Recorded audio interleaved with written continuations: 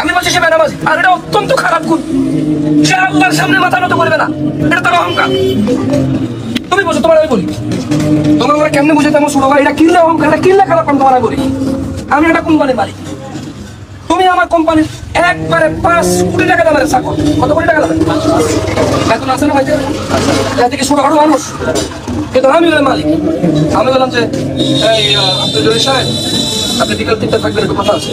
তোমার ক্ষমতা আছে না আসার? ক্ষমতা আছে না আসার? একবার, দুইবার, তিনবার, কয়বার? মাসের মধ্যে তোমার আমি 5 বার ডাকি, 2 বার আইও, 5 বার আসো না। তোমার মাসের মধ্যে আমি ডাকি 36 বার, তুমি 400 বার 6 বার আইও। এটা কি হলো? ঠিক। তার মানে আমি বলুন যে আব্দুল জলিল সাহেব, আপনি কি মনে করেন? মানে আমি ডাকি আপনার হয় না, মানে আপনি আমার এখানে চাকরি করবেন, আমার কথা শুনবেন না? আব্দুল জলিল সাহেব এটা করতে পারবো? দেখো, নামাজ আমাদের প্রবলেমটা কি তোমার আমি বলি। আল্লাহ তাআলা বলতেছেন হাইয়া আলাস সালাহ, এটা কে দিছে? আর তোমরা মনে করে মুয়াজ্জিন দিছে 6000 টাকা দামের বেতনের মুয়াজ্জিন। এটা তোমাদের বোঝানো না, আমাদের বোঝানো না ভাই। যে আমরা মনে করতেছি যে হাইয়া আলাস সালাহ নামাজের দিকে ডাকে 6000 টাকা দামের লোক, কিন্তু 6000 টাকা দামের লোকের কথা নয়। এটা কার কথা? আসর সময় দেখতো কে কইছে? সূর্যকে ডুবে গেলে ডাকতো কে কইছে? সূর্যকে উঠবে না ডাকতো কে কইছে? সূর্যকে মাথায় ফুটে ডাকতো কে কইছে? মুয়াজ্জিন নিজের শখে ডাকে না নিজের ক্ষমতা ডাকে? ওর বেতন তো এমনি 6000 7000, কেউ দাম দেয় না, কিন্তু আল্লাহ ওর সম্মান দিবে কিয়ামত দিবসে। ওর গলা হবে মানুষের মাথার উপরে। তো মনে রাখবে, দরবারে আল্লাহ রাখতেছে হাইয়া আলাস সালাহ, তোমরা নামাজের দিকে আসো, তুমি আইলা না।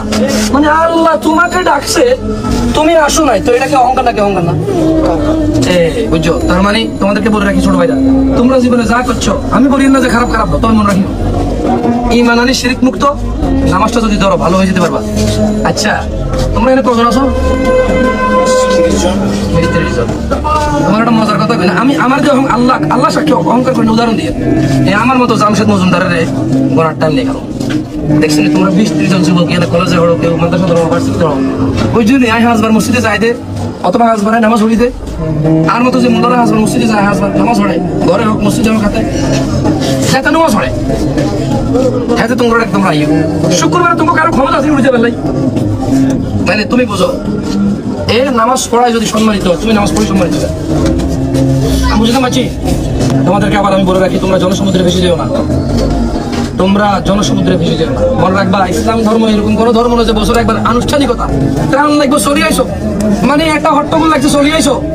ইসলাম ধর্ম কোনো আনুষ্ঠানিকতা না, এটা একটা শৃঙ্খলার নাম। এটা মানে যুগে যুগে আল্লাহ নবী রাসূল দিয়ে সিস্টেমেটিক হইতে একটা সিস্টেমের ভিতরে রাখি আছে। কিয়ামত পর্যন্ত এটা থাকবে, আমি থাকি তুমি থাকো, আমি না থাকি তুমি না থাকো, এটা কিয়ামত পর্যন্ত থাকো। যেদিন ধর্ম নাই সেদিন দুনিয়াই নেই। বুঝতে পারছি? তো তোমরা 5 ওয়াক্ত নামাজ পড়িবা, যা খুশি করো, তোমার রবের মধ্যে কেউ আইতো না, তুমি আর তোমার রবের মধ্যে কেউ আইতো না। তবে মনে রাখবা, নামাজ পড়ি, অশ্লীলতা থেকে দূরে থাকবা, নেশা জাতীয় দ্রব্য থেকে দূরে থাকবা, খারাপ মিথ্যা কথা থেকে দূরে থাকবা, দুর্নীতি, চোর ডাকাতি থেকে দূরে থাকবা, ধোঁকাবাজি থেকে দূরে থাকবা, জানা ব্যভিচার থেকে দূরে থাকবা, চেষ্টা দূরে থাকবা। বাকি যদি ভুল হয়ে যায় কারো কাছে শেয়ার করার দরকার নাই, বাকি যদি ভুল হয়ে যায় কারো কাছে শেয়ার করার দরকার নাই। যতক্ষণ পর্যন্ত বান্দার হক নো, যতক্ষণ পর্যন্ত বান্দার হক নো, রাত্রিবেলা আল্লাহর কাছে মাফ চাইবে, আল্লাহ ক্ষমাকারী, আর ওই অপরাধ দিকে যাবে না। মনে রাখবা, তোমার অপরাধ যদি জমিন থেকে আকাশ পর্যন্ত হয়, যদি তুমি আল্লাহর কাছে ক্ষমা চাও আর শিরক না করো, আল্লাহ জমিন থেকে আকাশ পর্যন্ত তোমার জন্য ক্ষমা নিয়ে যাবে।